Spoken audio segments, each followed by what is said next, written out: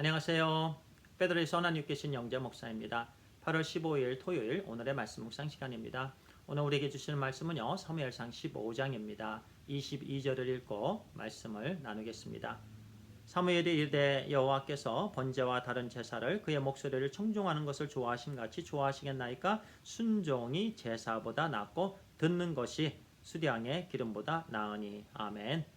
오늘의 말씀의 제목은요. 순종이 제사보다 낫고 듣는 것이 수량의 기름보다 낫습니다. 입니다. 사울은요. 하나님 앞에서 순종한다고 했습니다. 그러나 온전한 순종이 되지 못했지요. 90%의 순종은 온전한 순종이 아닙니다. 우리 하나님께서 기뻐하시는 순종은 100%의 순종입니다. 우리 모두가 다 하나님의 말씀에 100%의 온전한 순종으로 드릴 수 있게 되기를 간절히 소원합니다. 이틀 전에 사무엘상 13장을 통해서 사울은요 하나님께 번제를 드리는 것을 하나님 말씀 순종하는 것보다 더 중요하게 여겼던 것을 우리는 알 수 있었습니다. 블레셋 사람들이 막강한 군사력을 가지고 병거가 3만이었고 마병이 6천이었고 해변에 보려같이 무수한 군사를 데리고 이스라엘과 싸우고자 왔죠. 그 반면에 이스라엘에게는 제대로 군사력이 없었습니다. 무기도 없었습니다. 무기라고는 사울과 그의 아들 요나단 뿐이었죠. 그럴 때에 백성들은 숨고 또 사울을 따르던 사람들도 또 떠나가기 시작했습니다. 그리고 그 당시에 그곳에 사무엘이 있지 않았죠. 이레까지 기다리라고 했죠.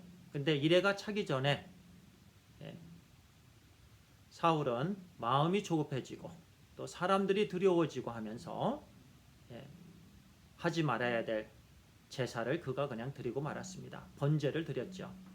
그 당시에 그는 번제를 드리는 것, 제사를 드리는 것은 하나님의 종, 하나님께서 특별히 세우신 제사장만이 할 수 있다는 걸 알았습니다. 그럼에도 불구하고 그 하나님 말씀에 온전히 순종하지 못하고 그냥 번제를 드리고 말았습니다. 그 당시 사울은요, 아무리 힘들어도, 아무리 조급해도, 아무리 적의 군사력이 막강했어도 기다렸어야만 했습니다. 하나님께서 세우신 하나님의 종, 제사장 사무엘을 통해서 번제를 드렸어야만 했습니다. 또 오늘 아말렉과의 싸움에서도 오늘 그 사무엘상 15장의 내용이죠. 3절에 하나님께서 그 아말렉과의 전투를 이렇게 하면서 사울에게 분명한 그 명령을 주셨습니다. 그 명령은 이렇습니다. 3절입니다. 모든 소유를 남기지 말고 진멸하되 남녀와 소아와 젖먹는 아이와 우양과 낙타와 나귀를 죽이라 하셨나이다. 클리어한 명령을 사무엘을 통해서 사울에게 주셨습니다. 그러면 사울은 이 말씀대로 모든 사람들 그리고 모든 짐승들을 다 진멸했어야만 했습니다. 그런데 그렇게 하지 않았습니다. 이제 또 사무엘이 그 일에 대해서 물었는데 13절, 14절, 15절 또 이렇게 말씀합니다. 13절에 사무엘이 사울에게 이른즉 사울이 그에게 이르되 원하건대 당신은 여호와께 복을 받으소서. 내가 여호와의 명령을 행하였나이다 하니. 자, 사울이 사무엘에게 내가 여호와의 명령을 행하였나이다. 14절에 사무엘이 이르되 그러면 내 귀에 들려오는 이 양의 소리와 내게 들리는 소의 소리는 어찌 됨이니까? 그런데 왜 짐승의 소리가 들립니까? 그때 또 13장에서 변명했던 것처럼 내가 부득이해서 제사를 드렸습니다 라고 변명했던 건 또 변명하는 거예요. 핑계를 대고 있습니다. 그 말씀이 15절입니다. 사울이 이르되 그것은 무리가 아말렉 사람에게서 끌어온 것인데 백성이 당신의 하나님 여호와께 제사하려 하여. 당신의 하나님께 제사를 드리기 위해서, 즉 번제를 드리기 위해서 백성들이 끌고 온 것이다. 그러나 사실은 사울이 하나님의 명령을 어긴 것이었습니다. 근데 핑계는 제사를 위한 것이다. 하나님께 제사를 드리기 위해서 그렇게 했다는 거. 21절에도 또 그렇게 말하고 있습니다. 다만 백성이 그 마땅히 멸할 것 중에서 가장 좋은 것으로 길갈에서 당신의 하나님 여호와께 제사하려고 양과 소를 끌어왔나이다. 가장 좋은 것으로 하나님께 제사를 드리기 위해서 끌고 왔다. 그렇게 핑계를 댑니다. 하나님의 말씀은 어떤 거였죠? 하나님의 말씀은 모든 짐승을 아무리 좋아 보여도 죽여라 했습니다. 진멸하라 했습니다. 그것이 하나님의 말씀이었습니다. 그런데 사울은 변명합니다.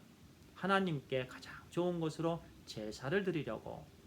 그때 하나님께서 사무엘을 통해서 사울에게 말씀하죠. 순종이 제사보다 낫다. 그리고 하나님의 말씀을 듣는 것이 수량의 기름보다 낫다. 그렇게 말씀합니다. 그렇습니다. 순종이 그냥 제사를 드리는 것보다 낫습니다. 하나님의 말씀에 대한 온전한 순종입니다. 사무엘상 13장에서도요. 이레가 다 차기 전까지 기다렸습니다. 90%의 순종까지는 했습니다. 그런데 마지막 10%를 순종하지 못했습니다. 아말렉과의 전투에서도요.